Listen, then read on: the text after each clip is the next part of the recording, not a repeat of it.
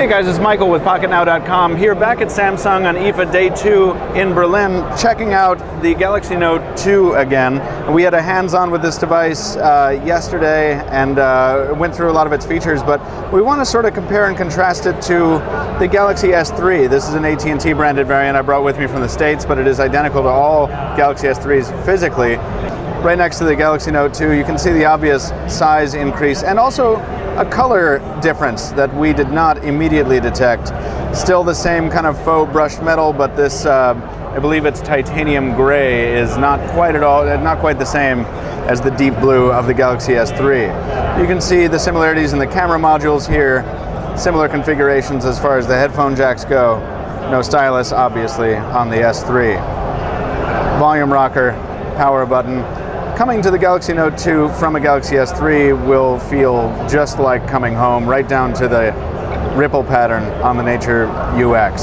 So, obviously very similar devices from a manufacturer that prizes uniformity across its high-end product line.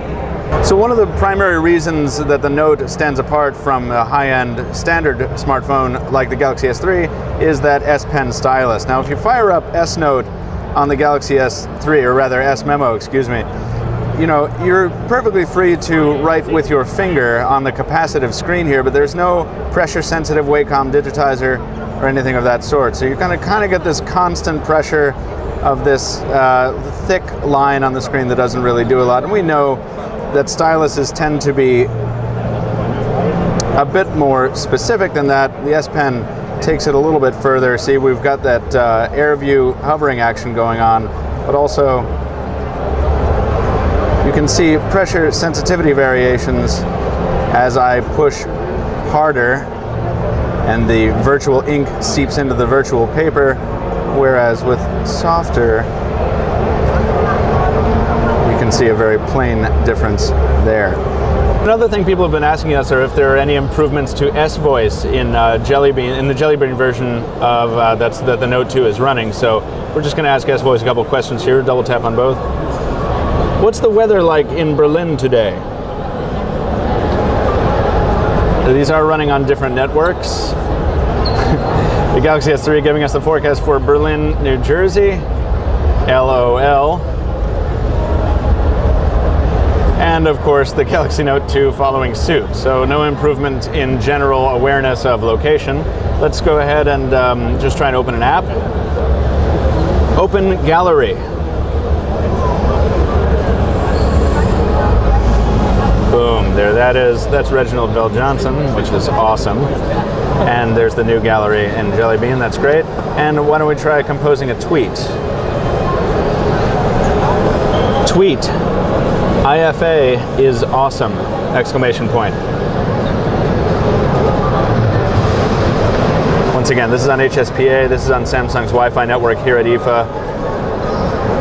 Looks like it got that, and it understood perfectly. So S-Voice does some things well on the Note 2, some things not so great, and that's about on par with our experience on the Galaxy S3.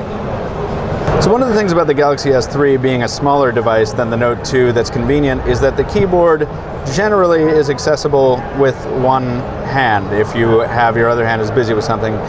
Whereas on the Note 2, that is still sort of the case, but really not quite so much. Getting to the Q and the 1, that's a little bit difficult, and I have medium-sized hands. If you have smaller hands, it'll be much more difficult. So Samsung has thoughtfully included a setting in their stock keyboard. You jump on into settings, and you can set one-handed operation right there. You check that box, jump back into the keyboard, and the keyboard will favor one side of the screen over the other. So if you're right-handed, you set it over here.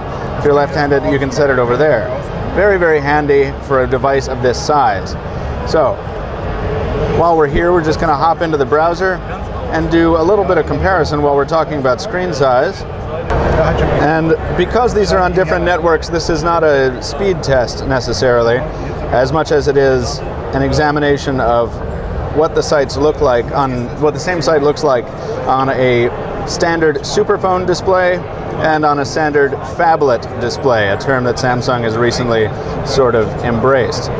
So you can see rendering is much, much faster on the Note 2 in this circumstance. That doesn't really mean anything because their test conditions are not ideal, but it certainly is reflecting what we saw yesterday on the Note 2 with really nice performance in the browser, from pinch to zoom to scroll rendering. When you look at this, you definitely have to double tap to get to column view to actually read the text, whereas on the Note 2 you really don't have to. It's not necessarily comfortable to read text this size, but you can do it. It is possible, whereas on the S3 it's not really possible unless you are have especially acute vision. And then of course there are additional enhancements to Android, the Jelly Bean version that the Note 2 is running. The Gallery app has been rethought, and in addition there have been some enhancements have been made to the Galaxy S3's pop-up play version, which is still here, but only more so, of course, on the Note 2, with a resizable window that you can move around. And when you hop back into the video player,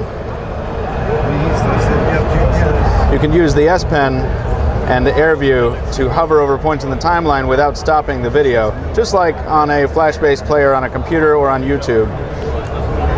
And finally, support has been included, this being Jelly Bean once again, for Google Now, which is not functioning on the network right now, but which is really handy to have, or might prove itself really handy to have, depending on your tastes. Guys, thanks for watching our side-by-side comparison of the Galaxy S3 with the Galaxy Note 2. We're going to have a bit more content from everywhere here at IFA, including a lot more Samsung stuff. Please stay tuned to Pocket Now. You can follow us if you like at Pocket Now Tweets on Twitter. You can follow me at Captain2Phones. That's Tony behind the camera. Follow him at AntonDNaj. And we'll see you soon. Thanks for watching.